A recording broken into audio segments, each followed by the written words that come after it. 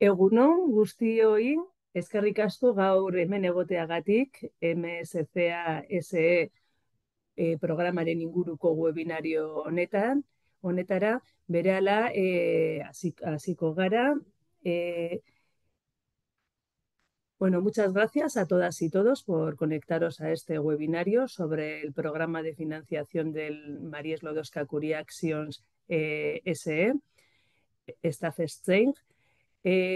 Antes de dar paso a los ponentes, os quería comentar un par de cosas técnicas. Bueno, el webinario va a ser grabado y difundiremos la grabación, tanto la grabación como la presentación que va a utilizar el National Contact Point a través de nuestras redes sociales y a través de nuestra página web. Os voy a pedir que todas las preguntas que tengáis, que las incluyáis en el apartado de abajo de preguntas y respuestas. Las podéis incluir desde ahora, de hecho, para que luego se las podamos pasar a los ponentes.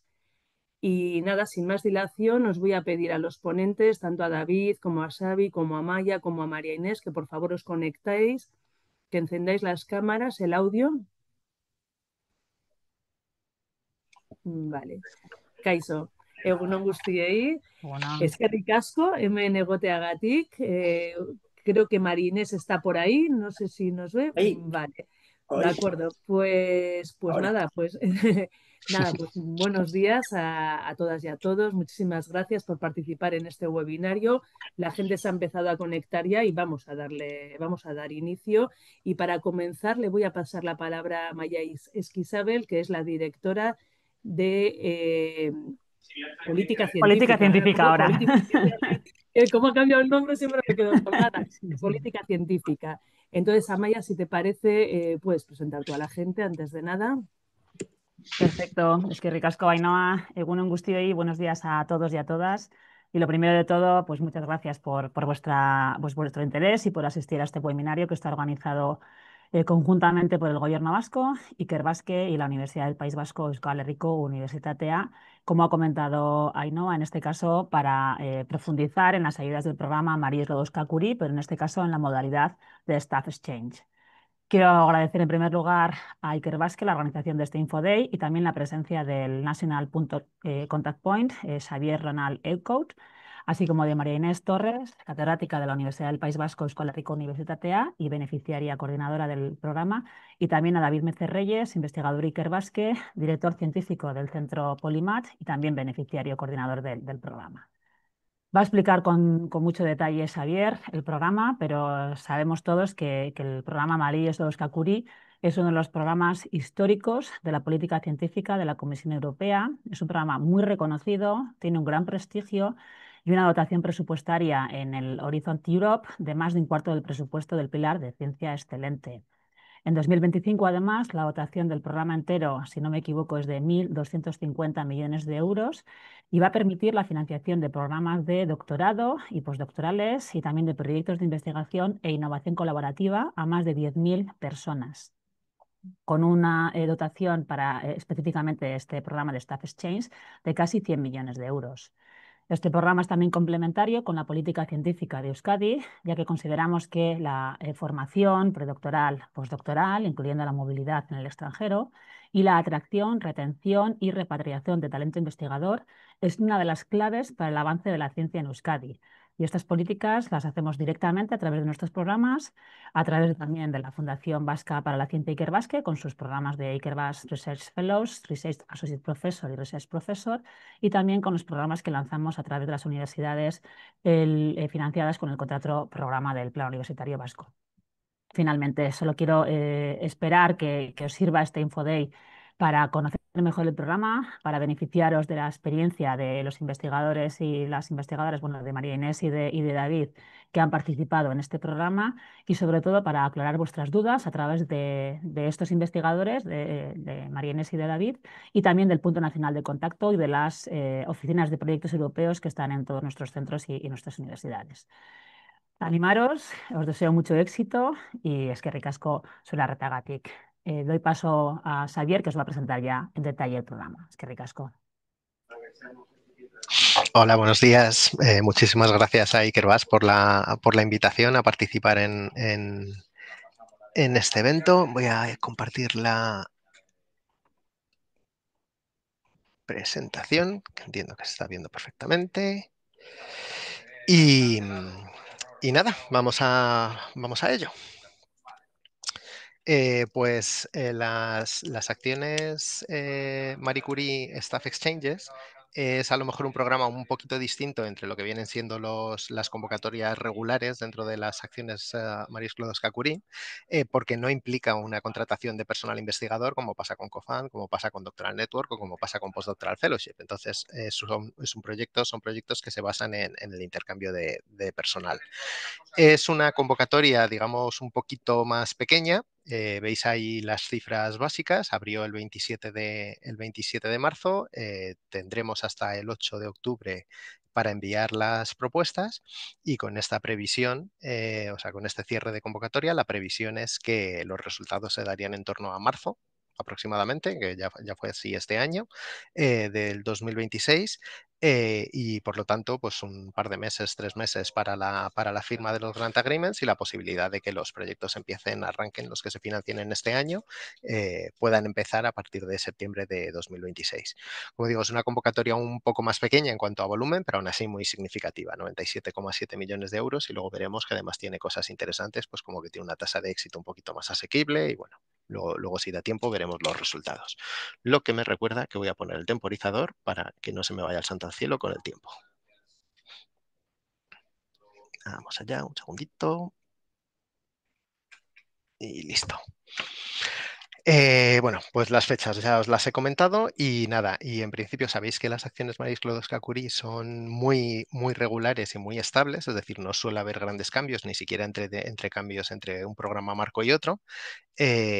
Pero bueno, siempre hay a lo mejor alguna pequeña anécdota. Este año realmente aquí veis un resumen de los cambios, que no lo son tanto, porque, por ejemplo, el hecho de que los costes unitarios hayan subido realmente echó a andar en la convocatoria anterior, en la de 2023, aunque es verdad que si alguno de vosotros o vosotras participasteis en la convocatoria, pues recordaréis que cerró en febrero de 2025 la convocatoria de 2024. Pero bueno, como decía, los costes unitarios subieron para 2024, y de la mano de la subida de los costes unitarios completos subieron lo que es la asignación que hay disponible para cubrir los gastos de viaje. Y tal vez la diferencia más importante es que este año, igual que en el resto de convocatorias de Marie Curie, Suiza, digamos que vuelve al redil de los países europeos, se convierte en país asociado ya formalmente y participa al 100% como un país europeo, como un Estado miembro.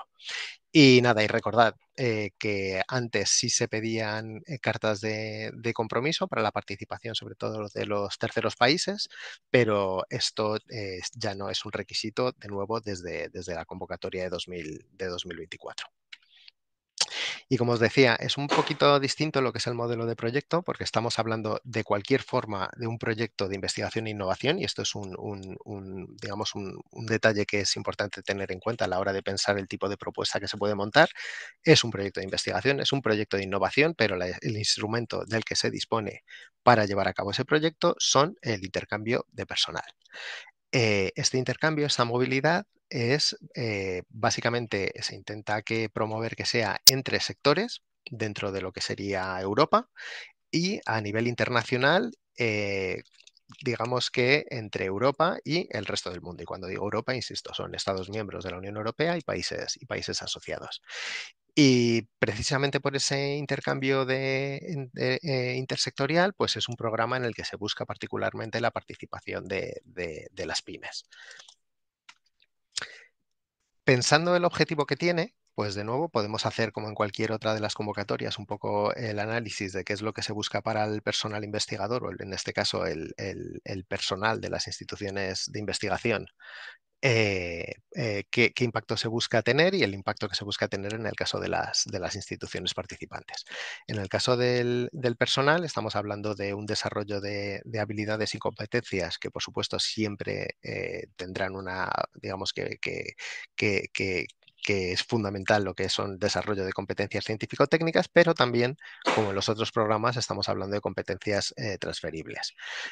Pues un poco con la idea de hacer esa vinculación con empresa, de ese acercamiento a innovación, pues se busca tener una mentalidad emprendedora, reforzar las capacidades o el networking profesional del personal que participa en estos proyectos, que se consiga tener una mayor exposición internacional e intersectorial y, bueno, y promover en la línea con el objetivo de promover habilidades transferibles, pues digamos que con mejores habilidades, en particular en actividades de comunicación y de diseminación.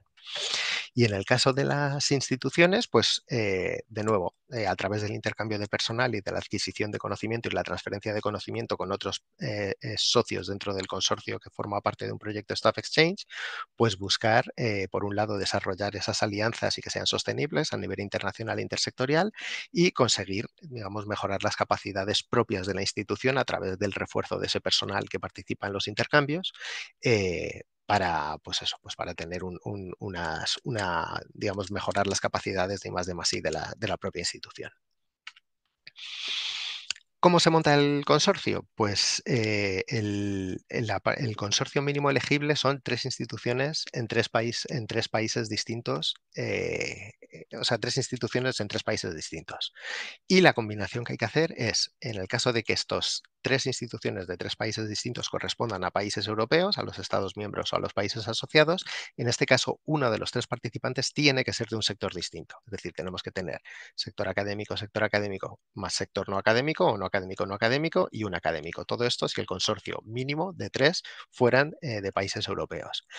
Y si esta sería la forma, digamos, de abordar esa movilidad intersectorial o esa colaboración intersectorial a la que hacía hincapié en la presentación.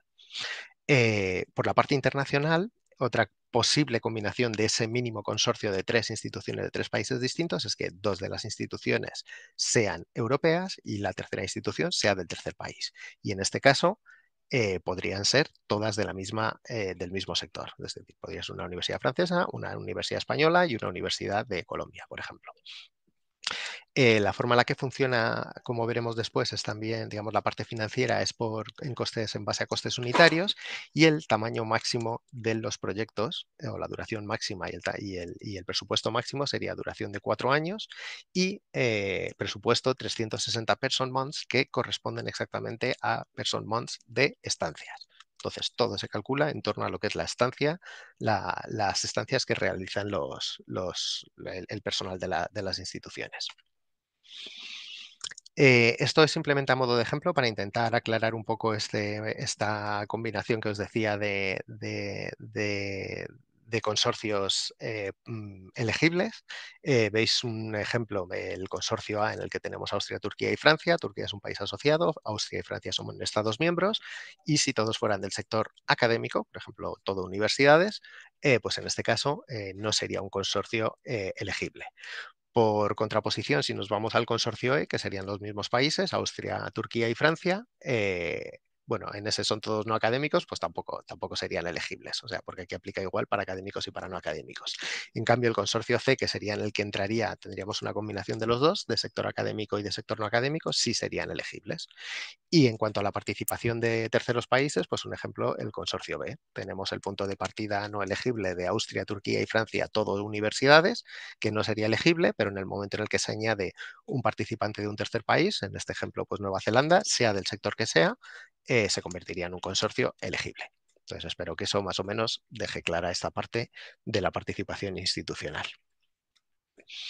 En cuanto os he dicho el mínimo, que serían tres instituciones, pero máximos, pues nos podemos ir a proyectos muy, muy grandes y en realidad no existe un tamaño típico de consorcio. Si tenemos que dar alguna recomendación desde el lado de los puntos nacionales de contacto, es que sea un consorcio manejable, porque la gestión de estos proyectos es un desafío, porque es gestionar intercambio de personal continuamente durante esos 4 años que dura el proyecto. Entonces, para que esos intercambios, para este flujo de personal que va de un lado a otro, de visitas que recibís, de gente que enviáis para afuera y demás, pues bueno, esto simplemente por una cuestión de gestión, pues podríamos ir, digamos, dar una sugerencia de entre 6 y 10 organizaciones, digamos, como consorcio manejable. Pero en realidad no existe un tamaño idóneo que de alguna manera facilite el conseguir la financiación, porque vemos continuamente en todas las convocatorias que se financian proyectos a mínimos con esas tres instituciones que comentaba, hasta consorcios de 20 o incluso más de 20 participantes. Y al final, pues depende digamos, del objetivo del proyecto, pues según lo que se quiera conseguir, pues eso es lo que, digamos, da la argumentación de cuál es el tamaño ideal del consorcio. Hay dos tipos de participantes, beneficiarios y associated partners, y por defecto los beneficiarios serían las instituciones europeas siempre, sector académico o sector no académico. Pero los beneficiarios además también tienen que enviar personal y recibir personal. Y además tienen la posibilidad de organizar actividades en red, porque a través de los intercambios pues se pueden organizar, por ejemplo, talleres, se pueden organizar conferencias, se pueden hacer otras cosas que luego entraremos en eso. Y los associated partners por defecto serían los participantes de los terceros países. Estos associated partners en terceros países pueden recibir visitas, es decir, toda la movilidad desde Europa a los terceros países está financiada por los proyectos, porque al fin y al cabo es un programa europeo. Y los terceros países de las categorías de ingresos medios y bajos, que son los que por defecto pueden recibir financiación de Horizonte Europa, además podrían enviar personal con cargo al proyecto. Terceros países de ingresos altos, en principio, podrían participar en el proyecto recibiendo las visitas de Europa, pero cualquier visitante que ellos quisieran mandar de su personal hacia Europa tendría que correr a cargo de la institución. Y todo esto es por el lado de las instituciones. Y ahora nos vamos a hablar del personal. Como decía, esto se llama Staff Exchanges y no Researcher Exchanges, porque va más allá del personal investigador. Entonces, el personal que puede participar, como veis ahí, es, por supuesto, el personal investigador, pero también personal técnico, de gestión e incluso administrativo. Pero os tengo que hacer un aviso muy importante, sobre todo por la parte del personal de gestión y del personal administrativo, y es que para que sea elegible, este personal tiene que estar claramente vinculado a la actividad de investigación e innovación que se plantea en el proyecto. Esto, no sé, a la parte del personal de gestión, pues se me ocurre, yo que sé, en un museo o algo por el estilo, una persona que esté encargada de lo que es la gestión de una colección, pues podría tener encaje en un proyecto de este tipo. Pero, por ejemplo, por los perfiles administrativos, yo siempre cuento lo mismo en los Infodays, a mí me cuesta ver un perfil administrativo que pudiera ser elegible en una Staff Exchanges. Pero el programa, en principio, lo permite.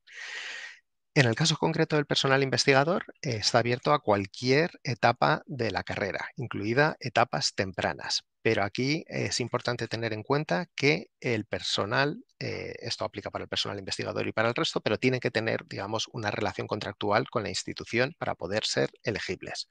Y además hay que demostrar que tienen suficiente, o hay que tener claro que estas personas tienen suficiente experiencia para llevar a cabo la actividad que les toque hacer durante su estancia.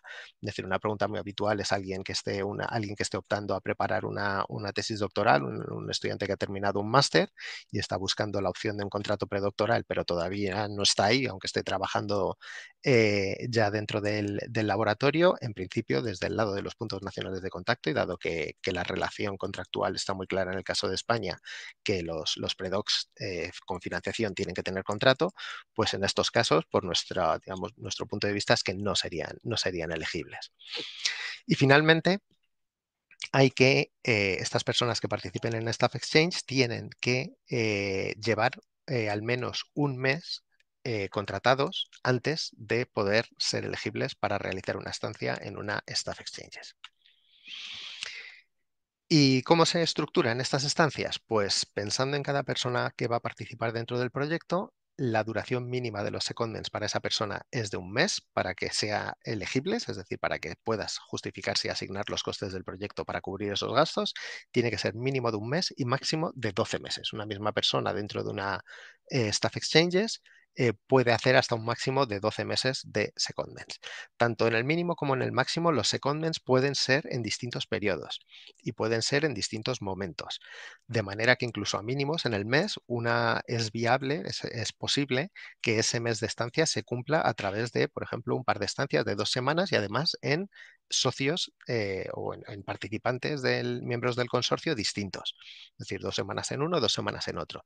Lo que hay que tener en cuenta aquí es la parte, digamos, de los recursos, de la financiación, porque tú vas a tener unos person months, o sea, vas a tener una cantidad de dinero para cada person month de estancia y evidentemente el hacer esa estancia partida en 2 semanas y hacer 2 veces el viaje significa más costes y no vais a recibir más dinero. Entonces, de nuevo, esto es una cosa que el programa permite, si se pueden trocear los secondments, pero bueno, hay que pensarlo, digamos, hay que calcularlo bien para ver que no hay problemas con la parte financiera.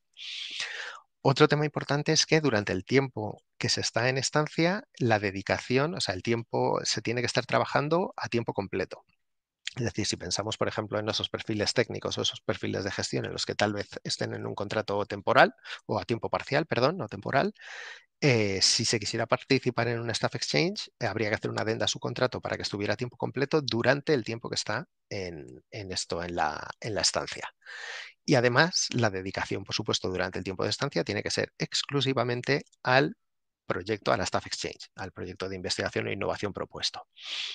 Y aunque esto suene un poco de perogrullo, es importante que haya un retorno obligatorio, porque si no, no se cumpliría con la premisa del intercambio de conocimiento entre instituciones. Es decir, la persona que se vaya de secondment tiene que volver sí o sí a su institución para poder facilitar, digamos, que el aprendizaje o lo que haya conseguido durante el tiempo de la estancia repercuta de vuelta en la institución que le ha enviado.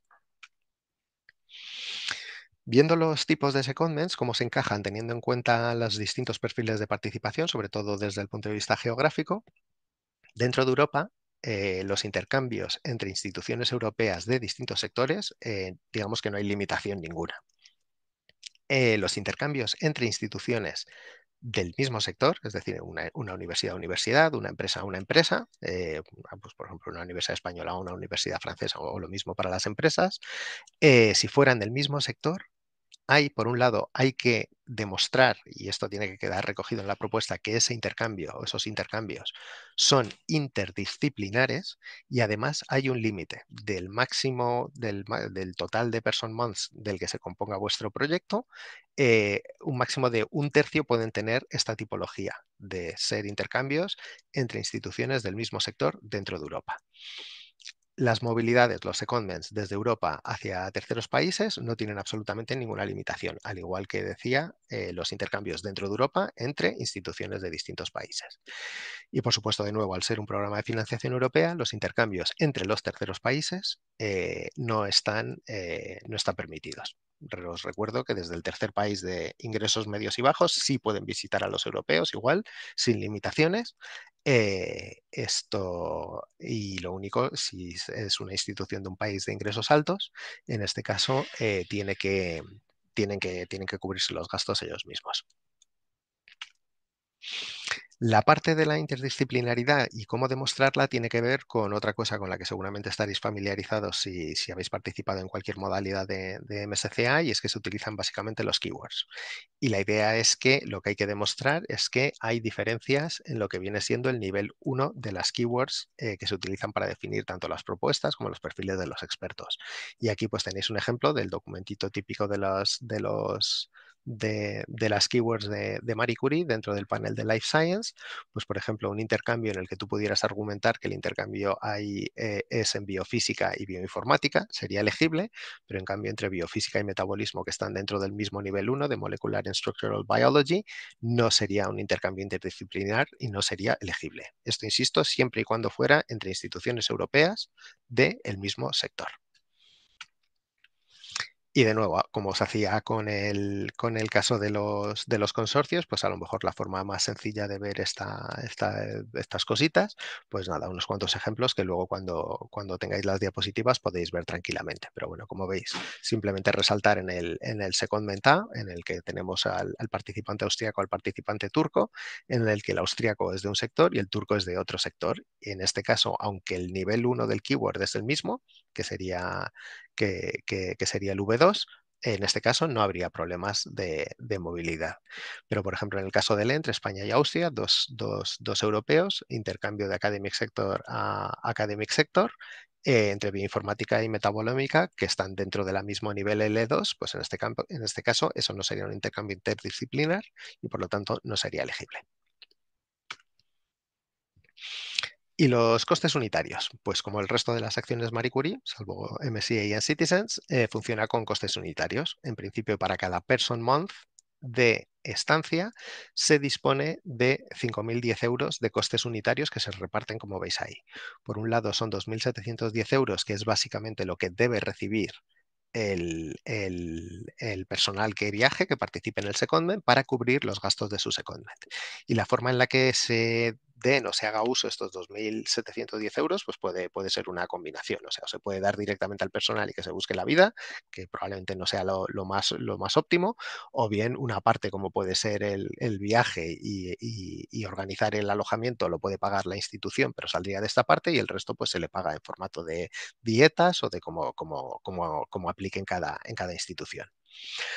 Aparte de eso, tenemos luego los costes institucionales, en los que hay una partida que es de Research, Training and Networking y una partida de gestión y costes indirectos. En el caso del Research, Training and Networking pasa como en otras acciones Marie Curie, que la idea es que es una partida de dinero que vale, digamos, para cubrir costes de implementación del proyecto. Y esto es particularmente relevante en lo que os comentaba antes de las actividades de red. Entonces, por ejemplo, uno puede plantear dentro de su proyecto Staff Exchanges que en un momento dado durante el proyecto, pues todos los participantes o gran parte de los participantes viajan como visitantes a una misma institución que se encarga de organizar, por ejemplo, una conferencia, o se encarga de organizar un taller o algo por el estilo, un training. Pues los costes de organización de ese training, taller o conferencia saldrían de esta partida de Research, Training and Networking.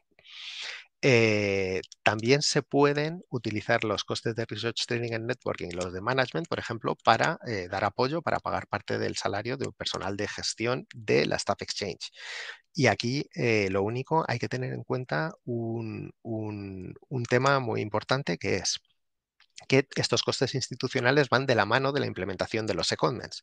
Es decir, que si tú tienes 20 secondments, 20 person months de secondment previstos, pues tienes 20 veces esos 1.300 y 20 veces esos 1.000 euros en principio disponibles, pero tienes que ejecutar los 20 person months de estancias, porque si no, digamos, si solo implementas al final del proyecto 10, porque como decía, son proyectos que tienen su complejidad a la hora de implementarlos, y probablemente luego María Inés y David os den algún detalle en este sentido, pues si de repente, por desgracia, pues como decía, se han implementado 10 person months, pues 10, o sea, la mitad de esos costes institucionales no están disponibles ya, porque no se han ejecutado.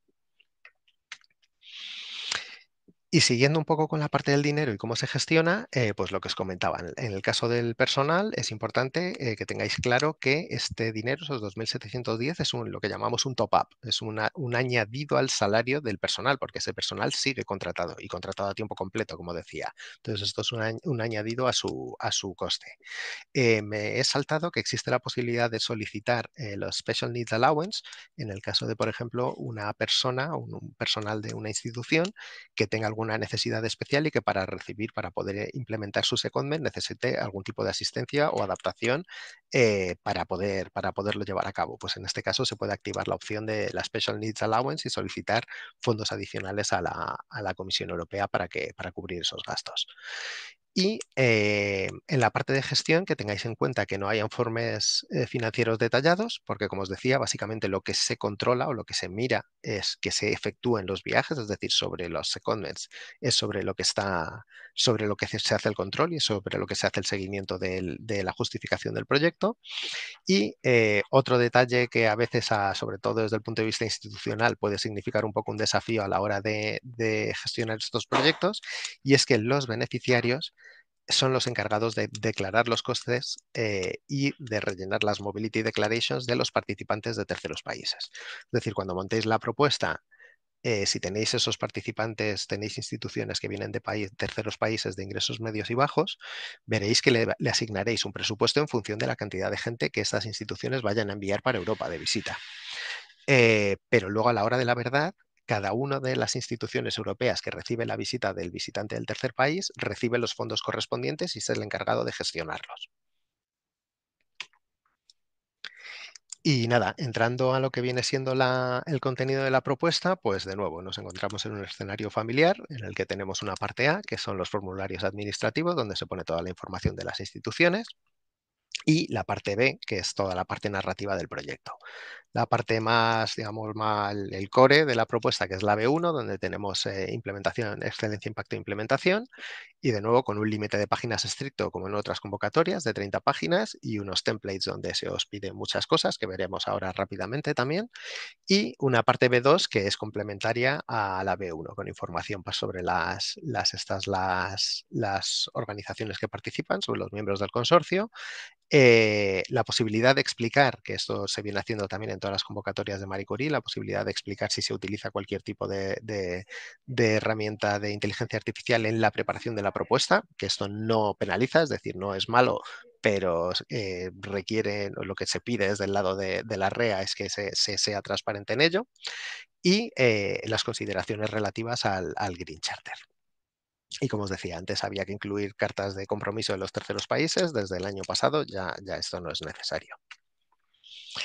¿Y cómo se evalúan en cuanto a excelencia, impacto e implementación? Pues en el caso de excelencia, por supuesto, hay una parte que tiene que ver, como os decía, es un proyecto de investigación e innovación, es decir, hay una parte al estilo de las Doctoral Network y las PFs donde hay que hablar de los objetivos de investigación, de cómo se va más allá del estado del arte, de cuál es el aspecto novedoso que se consigue a través de esta aproximación de intercambio de conocimiento entre instituciones y demás. Hay otro apartado sobre metodología, y un tercer apartado en excelencia, que es básicamente la calidad, digamos, de la interacción entre las instituciones, es decir, el plan de secondments y cómo esto va a conseguir que haya ese intercambio de conocimiento que se busca para lograr el objetivo de investigación e innovación. En el lado de impacto, por un lado, lo que se pide es el impacto, digamos, en la institución, o sea, cómo se refuerza a través de la transferencia de conocimiento el potencial de investigación e innovación de las instituciones que participan. Hay una parte de impacto sobre el personal que participa, es decir, qué tipo de habilidades, qué tipo de conocimientos van a conseguir a través de estos intercambios de personal y cómo esto puede influir positivamente en su futura empleabilidad. Y luego hay una parte que es directamente de resultados de la investigación, tanto los planes de comunicación, diseminación y explotación por un lado, como los impactos un poco más a medio y largo plazo desde el punto de vista científico, social y económico. Y en la parte de la implementación, pues bueno, luego lo veremos como las típicas tablas de Work Packages y demás, y de deliverables, y o sea, entregables y milestones o hitos. Entonces, por un lado está el plan de trabajo y por el otro lado, en implementación, pues poner en valor la capacidad y la calidad de las instituciones para conseguir una implementación exitosa de este programa, de este proyecto de investigación e innovación. Y viendo un poco los detalles para que sepáis a qué es lo que os enfrentaríais en el caso o sea, en el template, en lo que se pide, pues como pues un poco lo que os ya os he enseñado, resumen de la tabla. En el caso del 1.1 sobre los proyectos de investigación, o sea, los objetivos del proyecto de investigación e innovación, pues cosas que aplican en otras acciones Marie Curie. Esos objetivos tienen que ser lo más claros y definidos posibles. La aproximación esta que nos gusta tanto en el ámbito europeo de SMART, de que sean específicos, que sean medibles, que sean conseguibles, que sean relevantes y que además tengan, digamos, un marco temporal bien definido. Y además hay que intentar conseguir, o sea, hay que tener el objetivo de dejar claro cómo se consiguen estos objetivos planteados a través de estos intercambios. Y esto es importante además que ya estéis pensando en la parte de implementación, porque la parte de implementación, digamos que la estructura de los paquetes de trabajo debería estar bastante bien alineado con estos objetivos concretos que se planteen en el 1.1. En el caso del 1.2, como son proyectos en los que se busca esta intersectorialidad, esta colaboración internacional, pues es muy importante describir los equipamientos, las técnicas, los tipos de actividades investigadoras que se van a poder llevar a cabo a través de estos intercambios, cómo se van a aplicar esa metodología para abordar los objetivos planteados en la sección 1.1 y digamos que los aspectos novedosos de seguir esta implementación a través de los intercambios de personal. También es el apartado en el que se tocan los aspectos relevantes sobre la política científica europea, que son sobre todo igualdad de género y Open Science en el caso de Marie Curie. Recordad que, como en otras tipologías de proyecto, aquí estamos hablando de cualquier consideración de género relevante respecto a las actividades de investigación e innovación que se planteen dentro del proyecto. Luego hay otra parte, se tiene en cuenta lo que viene siendo el gender equality de la gente participante, de los miembros del consorcio y este tipo de cosas. Pero aquí estamos hablando de las actividades de investigación e innovación. Y además también se pide que se explique cómo se van a abordar las prácticas de Open Science dentro del proyecto. Que esto a mínimos, por un lado, significa el publicar en Open Access con este principio de as open as possible, as close as necessary, es decir, si se están haciendo cosas muy aplicadas con previsión de generación de propiedad intelectual y demás, no es que todo tenga que ser libre, o sea, pero tiene que estar muy bien definido y, como digo, Open Access, sobre todo en las publicaciones, en la medida de lo posible. Y el otro aspecto fundamental mínimo que hay que abordar dentro de lo que viene siendo las prácticas de ciencia abierta es una gestión de datos apropiada, siguiendo los principios estos de FAIR. Y en el 1.3, como os decía, pues es el plan de intercambios de conocimiento y el planteamiento de las actividades de networking que se van a llevar a cabo a través de los intercambios durante la Staff Exchange. Y aquí es fundamental, no, como son proyectos que eso, a 4 años vista, las circunstancias cambian mucho y sobre todo a la hora de poder plantearse una estancia de 2, 3, 4 o hasta 12 meses, pues esto puede a veces complicarse, o sea, lo ves muy claro hoy, pero dentro de 2 años a lo mejor no es tan viable lo que habías pensado que ibas a hacer. Eh, entonces no hace falta, digamos, tener definidos exactamente quién va a hacer cada secondment. O sea, no hay que personalizar qué participantes va a haber, pero sí hay que tener un plan muy claro relacionado con ese intercambio de conocimiento. Es decir, yo planteo que 2 investigadores, 2 predocs de este laboratorio o dentro de esta institución van a visitar este otro sitio para aprender este tipo de técnicas. No hace falta tener el nombre de los investigadores, pero sí tener claro qué es lo que se plantea hacer y con qué objetivo. Entonces, en este apartado, en el 1.3, es particularmente útil o particularmente aconsejable intentar hacer pues un estilo de gráfico, pues como veis ahí ese intercambio entre varias instituciones europeas, que es un pantallazo de un proyecto RISE de Horizonte 2020. En la parte del impacto, como os decía, la primera parte tiene que ver con el impacto, digamos, más a nivel institucional. Y aquí, aparte de, digamos, poner en valor qué es lo que se va a conseguir a través de estos intercambios de personal para reforzar redes, para reforzar las capacidades de la propia institución, es el sitio donde también se busca o se recomienda, o es necesario más bien, digamos, hacer algún tipo de vinculación a lo que vienen siendo prioridades políticas. Pues os pongo ahí un par de ejemplos: objetivos de desarrollo sostenible, dado que estamos hablando de colaboraciones con terceros países, o bien abordar pues cosas como las misiones de las actuales misiones de Horizonte Europa. Esto simplemente a modo de ejemplo, pero básicamente se abordarían estos dos elementos. En el 2.2, como os decía, es en el que hay que argumentar el impacto sobre el propio staff, y aquí tenemos que hablar o se recomienda hablar pues eso, de qué tipo de habilidades se van a conseguir, y os vuelvo a recordar lo que os decía muy al principio. Estamos hablando de habilidades científico-técnicas, pero también de habilidades transversales de las que se van a beneficiar el personal participante y, como digo, de cara a, digamos, reforzar su perfil y ante una posible futura empleabilidad, pues abrir distintos caminos para esta empleabilidad. En el 2.3, pues simplemente hacer también un poco un recordatorio de que, evidentemente, como en prácticamente todas las acciones Marie Curie, un deliberable que vais a tener, un entregable que vais a tener sí o sí obligatorio, es preparar un plan de comunicación, explotación y diseminación cuando arranque el proyecto. Pero eso no significa que podáis poner en la propuesta que ya, como lo voy a hacer, pues bueno, ya me ocuparé de ello cuando llegue el momento. De nuevo, como en el caso del plan de intercambios, hay que tener bien previsto o sea, bien esbozado los planes de comunicación, diseminación y explotación. Es decir, en función de ese plan de intercambios de personal y de lo que se pretende conseguir, de los conocimientos que se pretenden conseguir y de las actividades que se van a implementar, pues tener ya bien definido hacia qué tipo de actividades de comunicación se van a prever de las actividades del proyecto, hacia qué target groups, qué tipo de canales se van a utilizar, cuáles van a ser los mensajes que se quieren pasar en función de la propuesta de investigación que se haga, y lo mismo pues para la parte de diseminación. Y encima en la parte si hay resultados que se plantean que van a ser utilizados o que van a llevar hacia innovaciones, pues también esto tiene que quedar definido como la parte de explotación. Y en el 2.4, no, bueno, sí, con respecto a la explotación, antes de pasar, recordaros que también nos van a, aunque esto es un resumen muy breve, que no he ido cogiendo exactamente todos los contenidos, también de la mano de la parte de explotación va a venir la gestión de propiedad intelectual.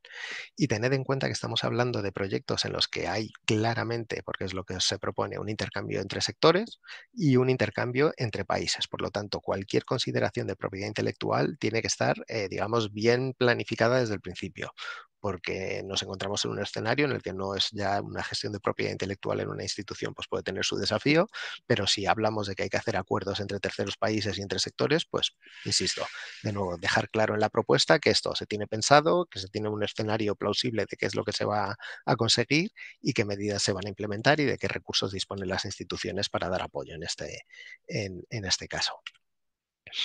Y en el último apartado, pues como decía, un poco más a medio y largo plazo, los impactos científicos, sociales y económicos. Y os pongo ahí una tablita que no sé si alguno habréis visto en alguno de nuestros Infodays, que sale de un informe hecho por varios NCPs en el contexto de un proyecto de la red de NCPs, en el que básicamente en 2022 analizaron muchos Evaluation Summary Reports de propuestas recibidas en Staff Exchanges y esta tabla lo que recoge son cómo de a menudo aparecían estos términos en el apartado de debilidades, es decir, en qué partes fallaba la gente más a menudo. Y como veis ahí os resalto que hay que pensar bien, probablemente el impacto científico, digamos que por defecto, sobre todo por parte del personal investigador, viene como más rodado, viene más natural, pensando qué es lo que voy a hacer, qué es lo que voy a conseguir y hacia dónde o sea, hacia mí, cómo lo voy a compartir con mis pares, pero la parte de impacto económico y tecnológico y social a veces pues cuesta un poquito más y simplemente comentar que lo ideal es que los proyectos tengan los tres tipos de impacto, pero bueno, hay que ser realista y además en la medida de lo posible, digamos, dimensionarlo de alguna manera. O sea, si en función de algún indicador actual tú puedes hacer una previsión de qué es lo que se va a conseguir si todo va bien en el proyecto, pues perfecto. Esa es digamos, la forma ideal de abordar este apartado. Y en la parte de implementación, pues lo que os comentaba también al principio, tenemos todas esas tablitas familiares de cualquier proyecto de Horizonte Europa, de Work Packages, de deliverables y demás. Y resaltar, pues de nuevo, lo que os decía en la sección 1.1, que la estructura de paquetes de trabajo normalmente lo ideal o lo recomendable es que vaya de la mano de los objetivos concretos de investigación que se planteen o de innovación y que básicamente esto lo reflejen en los paquetes de trabajo, 3-4 paquetes de trabajo, digamos, científico-técnicos. Y además uno o varios paquetes de trabajo, lo que consideréis lo que funcione para vuestro consorcio, en los que se aborde la parte de gestión del proyecto, la parte de los componentes de training, sobre todo a través de la red de las actividades en red que os comentaba, y los componentes, las actividades de comunicación, diseminación y explotación previstas durante el proyecto. Y en este caso, relacionado con el 3.1, en los análisis de los Evaluation Summary Reports se suele ver que donde fallan las propuestas a menudo es en la previsión de los riesgos. Y aquí simplemente, pues bueno, que tengáis en cuenta que cuando se prepara la tabla de riesgos y planes de contingencia ante esos riesgos, hay que tener en cuenta tanto los riesgos de gestión, que en este caso los hay importantes por lo que os decía, por la parte de la implementación de los intercambios y que puede ser un desafío, aunque hoy esté muy claro, pues dentro de 2 años ya veis cómo está el mundo y a lo mejor se complica un poco algunos intercambios, pues bueno, todo este tipo de cosas se tienen que recoger en los riesgos. Igual, y os dejo un par de pantallazos de proyectos exitosos, pues tanto de los deliberables científicos como los deliberables de gestión y un ejemplo de tabla de riesgos. Y el último apartado pues es básicamente poner en valor la capacidad de las instituciones para llevar a cabo este proyecto. Por un lado, se habla de las sinergias, es decir, que cómo se conocen colaboraciones previas y demás que apoyen que es un consorcio robusto, pero luego también lo que son las capacidades de las propias instituciones para gestionar esas movilidades. Es decir, se tiene un centro Euraccess para que cuando te venga el visitante argentino todo vaya rodado y que no tenga ningún problema para venir. Pues todo este tipo de cosas. Y como os decía, ahí tenéis la tablita del informe de esto de puntos más débiles, y en el caso de implementación, pues falla los planes de secondment, que le queden claro a los evaluadores y las evaluadoras que esos planes de intercambio de personal, digamos, están muy bien diseñados, que están muy bien pensados el por qué se están planteando esos intercambios y qué objetivos se quieren conseguir, y la tabla de las gestiones de riesgos. Y me quedan 2 minutos, así que corro un poquito para recordaros recursos que tenéis a vuestra disposición para preparar las propuestas. Por supuesto, el Funding Entenders Portal, desde donde se lanza la propuesta, pero donde también os vais a encontrar los modelos de los templates, los modelos de evaluación que utilizan desde los que parte el trabajo de los evaluadores para saber qué es lo que os van a mirar, y un apartado muy útil que son las Frequently Asked Questions, con 1000 dudas que pueden surgir a la hora de ir montando un proyecto de estos. Pues todos los años se van recopilando ahí preguntas y respuestas, muchas de ellas lanzadas por nosotros, por los NCPs a REA, y se recogen aquí, están públicos, o sea que si surge alguna duda, no es un mal sitio donde empezar a mirar, porque a lo mejor alguien ya ha tenido esa duda y hay una respuesta. Que nos tenéis a los puntos nacionales de contacto. Principalmente a Jesús y a mí. Leticia y Julio también participan a tiempo parcial, digamos que tienen repartido su tiempo entre RC y Marie Curie, pero todos contestamos al mismo correo electrónico. Y los recursos del proyecto de la red de NCPs. En marzo terminó MSCANet, perdón, en febrero terminó MSCANet y en marzo comenzó Radiance. Entonces, todas las convocatorias, todos los años, se suele sacar lo que llamamos el handbook, que es básicamente lo que yo os he ido explicando, pero de una manera detallada, apartado por apartado cada propuesta, que es lo que deberías incluir. Deciros que en este primer año, con eso que es el arranque de proyecto y estas cosas, van un poquito más lentos, pero bueno, el de Cofund está ya publicado desde hace tiempo, llegará el de PF en breve y le seguirá el de Staff Exchange, pues esperamos que también antes, lo más pronto posible. Que también en Radiance continúa la plataforma de matchmaking que se lanzó en MSCANet, si todavía os falta algún socio para montar el consorcio. Y nada, y en estos últimos segundos, pues los resultados de 2024. Como os decía, no es la convocatoria más grande de las de Marie Curie, pero bueno, aún así, como veis, en esto se presentaron 324 propuestas en 2024. En España fuimos muy activos, como solemos, vamos, gracias a las instituciones y a los investigadores en las instituciones españolas, pues se nos da muy bien también Staff Exchange. Normalmente estamos entre primero y segundo, ahí en liza con Italia con respecto a los estados miembros, pero justo este año, la verdad es que ha participado en 2024, se sacaron muchos proyectos, se sacaron 15 proyectos por parte de España. Y comentaros, digamos, os he hablado mucho de desafíos, pero la parte que puede resultar más interesante, sabéis que Marie Curie es tremendamente competitiva, y en el caso de Staff Exchanges, como la participación es un poquito más pequeña, pues bueno, es un programa un poquito menos competitivo, donde veis que se consigue financiación con puntuaciones por debajo de 90 en algunos de los paneles. Y con esto ya sí que finalizo. Quedo a vuestra disposición para cualquier pregunta. Pues muchísimas gracias, Avi, por esta extraordinaria explicación del programa. Yo creo que ya nos ha centrado muy bien en lo que supone este programa. Y nada, le voy a darle la palabra a María Inés Torres, que es catedrática de la UPV-EHU y que además es coordinadora y conoce muy bien este programa. Entonces, María Inés, cuando tú quieras. Hola, buenos días a todos. Bueno, en primer lugar tengo que decir que tengo experiencia en este programa tanto como participante como coordinadora, porque en la call anterior, me parece que empezó en el 2018-19, participé en lo que antes se llamaba RISE, y fui un socio, vamos. Y ahora estoy coordinando uno, o sea, lo tengo vivo. Vale. A ver, ¿qué cosas puedo decir? Ha dicho muchas Xavi ya, en cuanto a lo que es la propuesta. Yo insistiría mucho en llevar un hilo conductor desde el principio hasta el final. Entonces, eso normalmente se empieza con los objetivos, que empiezas con unos muy grandes. Uno de ellos tiene que ir directamente dirigido a el objetivo de la call, que es hacer que el conocimiento del staff, de las instituciones, etcétera, sea mayor, mayor networking y tal. O sea, eso lo tenéis que poner también, claro, porque esta es la call para esto. Esto no es un proyecto normal, digamos, ¿eh?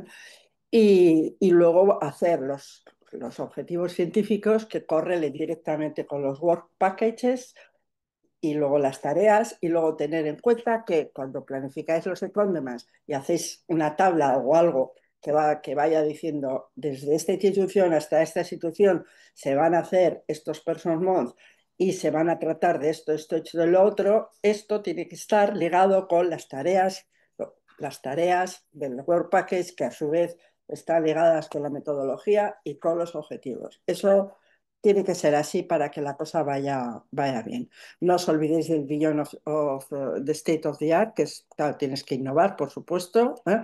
Tienes que hacer algo importante, ¿no? Entonces, bueno, de la excelencia, me imagino que cada uno de sus campos sabe lo suyo y no voy a insistir mucho más, aunque evidentemente es lo que más peso tiene en la evaluación. La interdisciplinariedad, como os ha dicho Xavi, está al nivel más alto de la tabla esa. Yo metí un dibujo y puse los diferentes campos que teníamos en el consorcio para que se viera que teníamos capacidad también, además de intersectorial, interdisciplinar, ¿eh? Eso es importante si vosotros queréis hacer estancias interdisciplinares, ¿eh? Eso es muy importante, ¿vale? A los secondments darle importancia, ¿eh?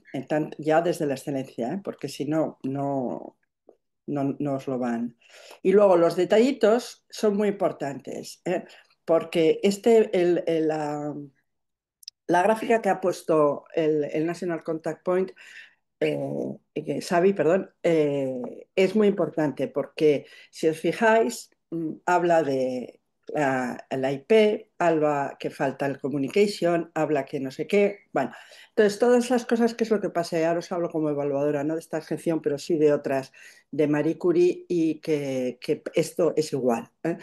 Y es lo siguiente, lo que pasa es que la gente no le da tanta importancia ni contesta. Y los evaluadores tienen preguntas específicas que tienen que contestar. ¿Cómo está la propuesta? ¿Cómo ha tratado el asunto del género la propuesta? Pues si la propuesta eh, no dice nada, el evaluador tiene que decir no hay información. Y eso ya es un poquito menos, ¿vale? Lo mismo para la IP. Es que, claro, no, el género no importa, no importa, pues sí que no importa, o que no es relevante, vaya, para la propuesta, ¿eh? Lo mismo para la protección intelectual. Una frase muy típica, las OTRIs se encargarán de ello. Vale, bien, ¿y cómo? ¿Qué es lo que tienes en la cabeza? ¿Vale? Porque eso es muy genérico. Entonces, tener cuidado con esas cositas que nos van quitando puntos que en las convocatorias competitivas son absolutamente imprescindibles, ¿eh? Ahora te pone muy claro el propio template exactamente qué tienes que contestar, leedlo bien. Y si no, el handbook yo lo consulté bastante, ¿eh? Está súper bien. Yo lo haría. Bien, otra cosa que a mí me parece importante, los datos también, depende de qué tipo de investigación hagáis, ¿eh? Los datos y la ciencia abierta, la IP y la ciencia abierta. Vais a tener en muchos casos empresas, ¿eh? Entonces, en algunos casos no vais a poder hacer exactamente ciencia abierta. No importa, pero tenéis que decirlo, ¿vale? Luego, en cuanto a los secondments, y yo creo que este tipo de proyectos son mucho más vivos que los de investigación clásicos. ¿Por qué? Porque todos sabemos, al menos en las universidades, que los que tienes contratados ahora igual no los tienes dentro de 2 años, porque se te han ido en nuestro campo, por ejemplo, ahora que hay pleno empleo en la calle. Yo soy de ciencias de la computación, informática y demás. entonces se nos van y luego vienen otros, ¿vale? Pero no sabes muy bien, ahí tienes mucha incertidumbre. Entonces, por supuesto, no hay que poner nombres y apellidos, pero también tener en claro que durante el proyecto lo que habéis puesto va a cambiar.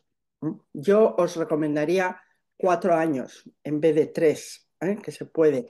¿Por qué? Porque vais a tener más tiempo para todos estos movimientos que seguro que van a pasar. Bueno, seguro, a mí por lo menos para mí es seguro que pasa. Tienes un nuevo alumno de doctorado, entonces lo puedes mandar fuera, hacer una estancia larga, pero claro, igual le tienen que dar una beca primero o algo, y eso es una incertidumbre también, entonces no lo sabes muy bien, ¿no? Entonces yo iría a los 4 años. Más cosas, el consorcio es súper importante. No, el que tenemos ahora somos 5 empresas y 5 universidades. Tanto las empresas como las universidades abarcan diferentes disciplinas. Y luego, la posición geográfica también es muy importante. Nosotros aprendimos de la esta anterior que tener una empresa y una universidad cerca facilita mucho las cosas. Por ejemplo, nuestro consorcio tiene una universidad, que es la Universidad del País Vasco, y una empresa que está en Guipúzcoa, aquí al lado, empresa y universidad. Tenemos luego en el Ulster, en Irlanda del Norte, empresa y universidad. Y tenemos en el sur de Italia, empresa y universidad. Esto facilita muchísimo las cosas a la hora de hacer las colaboraciones y los secondments. Porque, por ejemplo, yo estuve en Irlanda del Norte en la empresa, trabajé para la empresa, o sea, no hice ninguna trampa, hice todo, pero a la vez pude hablar con la universidad que era la encargada del comité de ética, por ejemplo, y era importante porque estábamos en aquel momento. O sea, quiero decir que esto también puede ayudar. Y otra cosa que también puede ayudar es, que también lo hemos practicado nosotros en alguna ocasión, es hacer coincidir el secondment de dos, por ejemplo, dos universidades en una empresa. ¿Por qué? Porque puedes ampliar un poco la colaboración. ¿eh? Entonces, esas cosas tenerlas en cuenta. Tampoco es un compromiso del todo. Los secondments se pueden cambiar durante la evolución del proyecto. Es decir, tú habías pensado ir 5 meses a no sé qué empresa y resulta que no, que estás viendo que esta otra te conviene más o que la evolución de la investigación va hacia otro lado. Y bueno, pues eso lo cambias, no pasa nada. No pasa nada. Si te faltan person months, o si te faltan porque te has quedado un poco corto, seguramente a otro socio le sobren y también se pueden cambiar, ¿vale? O sea, esas cosas tenerlas en cuenta que no, el compromiso es a hacer determinados person months en estos campos con esta gente y con estas actividades, pero eso es un marco, ¿eh? ¿Vale? Y no sé si me estoy pasando. ¿Cuánto tiempo me has dado? Ay, no. Vas bien, ¿eh? Si quieres un Muy par de bien. minutos para cerrarlo y ya sería estupendo. ¿Vale, Vale. María Inés? Vale, bueno, a ver, más cosillas. Os he dicho cosas muy, muy particulares, pero bueno, el espacio se os va a quedar corto. Es un problema el espacio. Por ejemplo, acordaros de que aquí no piden Gantt.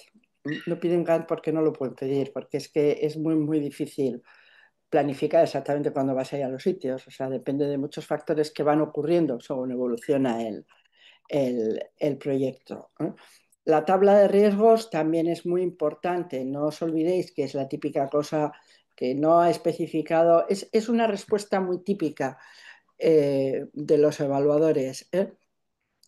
Por ejemplo, los riesgos no se han, no se han considerado, me sale en inglés, no se han considerado suficientemente. Eso quiere decir que has puesto una frase muy open. ¿Vale? Entonces, tratar de concretar. No hace falta escribir párrafos, pero sí cosas concretas. Párrafos no, porque nos da el espacio, ¿eh? Pero sí cosas concretas. Luego, otra cosa muy importante es quién hace qué. ¿Qué socio es el que es tiene más expertise en determinado campo o lidera lo otro, etcétera?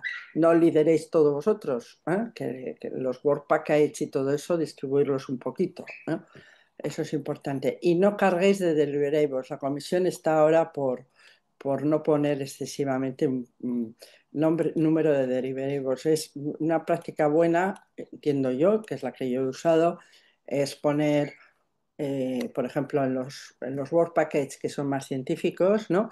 Pues poner un deliverable a mitad de proyecto y otro al final. Lo que hemos hecho hasta ahí y lo que al final. No, no pongáis demasiados porque es cargaros con trabajo de forma inútil y además insisto en que estos proyectos son más vivos que los normales, ¿eh? Que los que tienen un objetivo, todo el mundo va haciendo cosas para él, etcétera. Esto es un poquito más un marco de investigación y las personas que lo van a hacer, al menos en mi campo, cambian.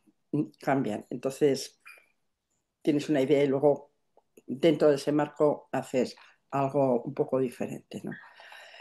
Y no sé, yo creo que ya dejaría el tiempo más para preguntas porque no sé muy bien. Vale. Sí, estupendo, Is. Muchísimas gracias, Marines. Yo creo que has dado unos buenos consejos o una buena explicación. Y nada, para terminar, le vamos a dar paso a David Mestre Reyes, que también es, investigador Ikerbas, es el director científico de Polymath y es también coordinador de un programa María Sklodowska-Curie Action SE y conoce súper bien estos programas. Así que, David, cuando quieras. Vale. Gracias, Ainhoa. Buenos días a todos y encantados de estar aquí hoy para un poco compartir la experiencia en este tipo de proyectos que hemos tenido en los últimos años y aquí en Polymath. Sí, yo he coordinado, yo creo que este es el tercer proyecto de este tipo. Empecé con un RISE y ahora es un Staff Exchange el que estamos coordinando, sí. Básicamente, aunque las dos presentaciones anteriores se han centrado en un poco en la escritura del proyecto, los diferentes aspectos y tal, yo me voy a estar pensando un poco más qué es lo que hace un proyecto de estos tener éxito, ¿vale? Entonces, al final, si tenéis la suerte de que os conceden un proyecto Staff Exchange, al final, ¿cómo se ejecutan estos proyectos? Son un poco diferentes que un proyecto habitual que puede ser para formación de un investigador, una doctoral network o un postdoctor o un contrato postdoctoral que viene un par de años, ¿no? A vuestro grupo, ¿no? En este caso, con este proyecto, lo que finalmente financia son o estancias de tus investigadores en otros grupos, que pueden ser o predoctorales o postdoctorales, que van a hacer una estancia en un grupo extranjero, o investigadores extranjeros que vienen a tu grupo, ¿vale? Y que están, pues, puede estar desde 3 meses hasta un año trabajando en tu grupo, ¿no? ¿Qué es lo que supone para que poder, porque realmente la dificultad de estos proyectos es el ejecutarlo y el que sea beneficioso para todos, ¿no? Supone que para poder ejecutar un proyecto de estos tienes que tener una masa crítica de investigadores que pueden que se vayan, que se vienen otros, pero al final, porque digamos que si tú en tu grupo tienes uno o dos doctorandos y los mandas fuera y no viene nadie, pues un poco, ¿no? Digamos que o tienes que tener espacio también a coger investigadores. ¿No? Eso sería un poco la dificultad. Y luego todo lo que implica el papeleo de un poco, pues cada vez que viene alguien, los visados, el alojamiento, etcétera. Sí. Digamos que aquí nosotros en la Universidad del País Vasco, Polymath, sobre todo en San Sebastián, sí que tenemos la suerte de que hay organizaciones, hay alojamientos como el Talent House que se pueden utilizar para este tipo de cosas, pero hay veces que no es fácil encontrar alojamiento, por ejemplo, para alguien que viene los 3 meses de verano, ¿no? O sea, que quiere venir los 3 meses de verano. Son proyectos que tienen su dificultad. Los beneficios finales, tú tienes que ver si con este proyecto, pues por ejemplo, ¿qué beneficios tienen? Al final los beneficios son para los investigadores, van desde doctorandos que pueden hacer una estancia en un centro de prestigio o para tu grupo colaborar con gente en algún tema concreto, etcétera, o también a la hora de atraer investigadores de fuera, pues que puedan venir investigadores extranjeros a traer en tu grupo, vienen como doctorandos y luego pueden tener la oportunidad de venir, volver como postdocs, etcétera. Esto es un poco lo que tiene el proyecto, sí. Eh, em, Sí, sí que estos proyectos, aunque son difíciles, luego son divertidos, porque viene gente diferente, siempre hay nuevas ideas, nuevas formas de pensar. Tus investigadores, cuando salen al extranjero también, generalmente aprenden cosas. Ahora está un poco el tema este de que se meten en empresas, los investigadores tienen la oportunidad de hacer una estancia en una empresa, que son siempre experiencias enriquecedoras para ellos y un poco para el grupo también. Eh, bueno, lo más difícil también a la hora de diseñar estos proyectos es un poco, por un lado, explicar a la gente que no conoce a los partners que puedas tener, en qué consiste un proyecto de estos o qué financia o cómo funciona, porque para mucha gente es difícil entenderlo, no están habituados y tal. Eso es una de las cosas más difíciles. Incluso a lo largo del proyecto hay gente que todavía te va a consultar y te va a preguntar porque no saben cómo funcionan, ¿vale? Y luego también el cómo diseñar el consorcio para que sea beneficioso, ¿no? O sea, yo creo que, porque digamos que las reglas de financiación depende del país, te pagan la estancia, cuando el que viene, si no, no, etcétera.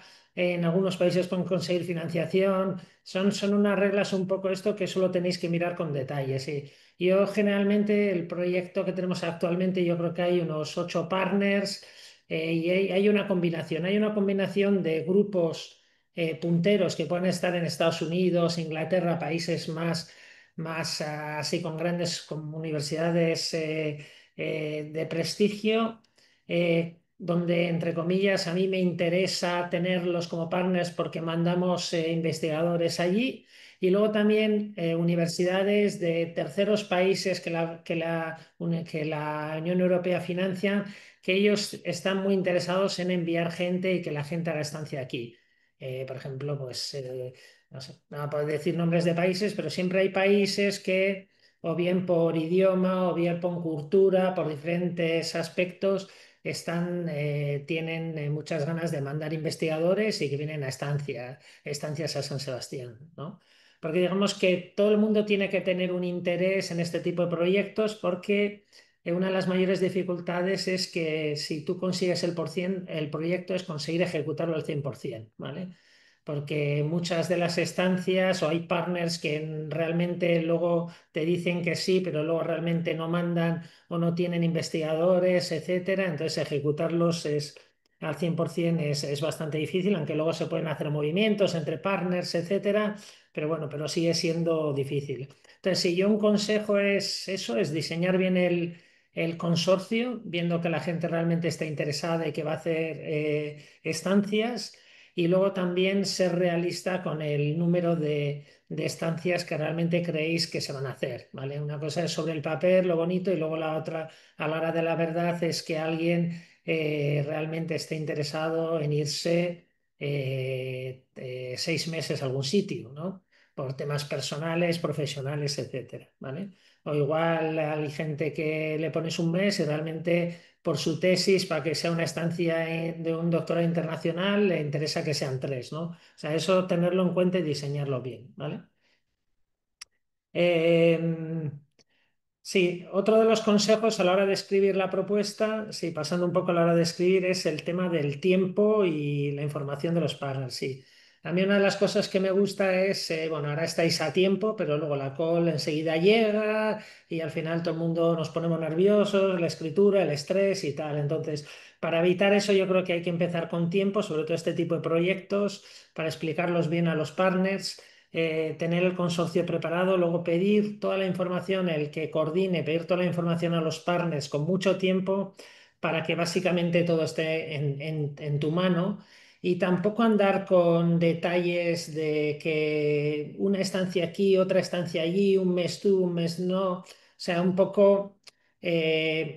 o sea, pedir un poco a los partners el input general, pero luego tampoco estar un poco pidiendo todos los detalles, porque luego, aunque pongas sobre el papel una cosa, luego realmente en todos los proyectos hay cambios, etcétera. Entonces no merece la pena andar estresándose, pidiendo inputs, etcétera, sino con un primer input inicial donde la gente te dice, una entrevista donde la gente te dice lo que le gustaría y tal, yo creo que el que tiene que escribir el proyecto o el coordinador es el mejor para un poco que quede todo bien sobre el papel, etcétera, ¿vale?